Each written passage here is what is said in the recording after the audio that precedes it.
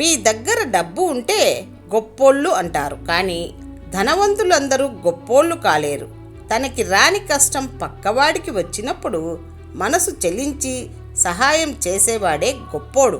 ఎదుటి వ్యక్తి లైఫ్లోకి తొంగి చూసి 10 తప్పులను వెతికే జనం వాళ్ళ జీవితంలో 100 తప్పులున్నాయనే విషయాన్ని గాలికి వదిలేస్తారు.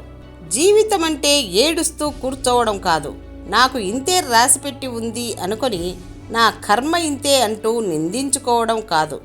జీవితం అంటేనే నేర్చుకోవడం.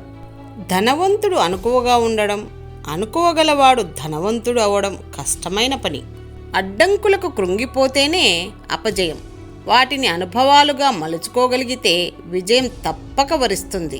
పైన కనిపించే అలంకారానికన్నా లోపల ఉండే గుణం ముఖ్యం. విషం నిండిన బంగారు పాత్ర కన్నా తేనెతో నిండిన మట్టి కుండ ఎంతో విలువైనది. జీవితంలో గొప్పవాడివి కావాలంటే కలలు కనే ధైర్యం ఉండాలి. ఆ కలల కోసం కష్టపడే తత్వం ఉండాలి. శ్రమించేవాడికే క్షమించే గుణం ఉంటుంది. పెట్టేవాడికే మనల్ని తిట్టే హక్కు ఉంటుంది. తగ్గితే తప్పులేదు. ఆ క్షణం మౌనం కంటే గొప్పది ఏదీ లేదు.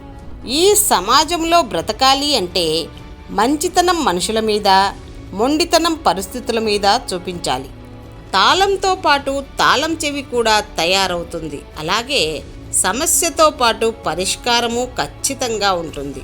దానిని మనం కనుక్కోవడమే ఆలస్యం. విల్లు నుండి వెలువడే బాణం ఎలా వెనక్కి తీసుకోలేమో, నాలుక నుండి వచ్చిన మాటను కూడా వెనక్కి తీసుకోలేము. కొన్ని బంధాలు అంతేనేమో, వదలలేము, వదిలించుకోలేము.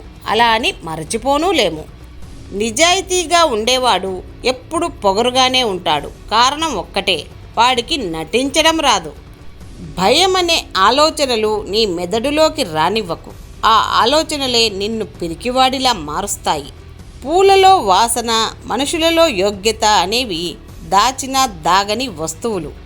అపార్థం చేసుకుని నిందించే ప్రతి ఒక్కరికి సమాధానం చెప్పనక్కర్లేదు. అర్థం లేని మాటలకు బాధపడకూడదని మన మనసుకు చెప్పుకుంటే చాలు. చదువు అంటే 4 అక్షరం ముక్కలు నేర్చుకోవడం కాదు, మన జ్ఞానాన్ని, ప్రవర్తనను తీర్చిదిద్దగలిగి ఉండాలి. ఇష్టం ఉంటే చేదు కూడా తీయగానే ఉంటుంది. కష్టం ఉంటే దూది కూడా భారమే అవుతుంది. తెలియని వాళ్ళు మోసం చేస్తే తెలియకుండానే మరచిపోతాం, కానీ మనసుకు నచ్చిన వాళ్ళు మోసం చేస్తే మరణించేదాకా మరచిపోలేము.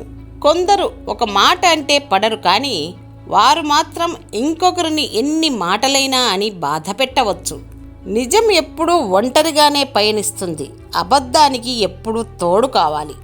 రాజు అంటే సింహాసనం మీద కూర్చున్నవాడు కాదు, తాను కూర్చున్న ఆసనాన్నే సింహాసనంగా మార్చగలిగేవాడు.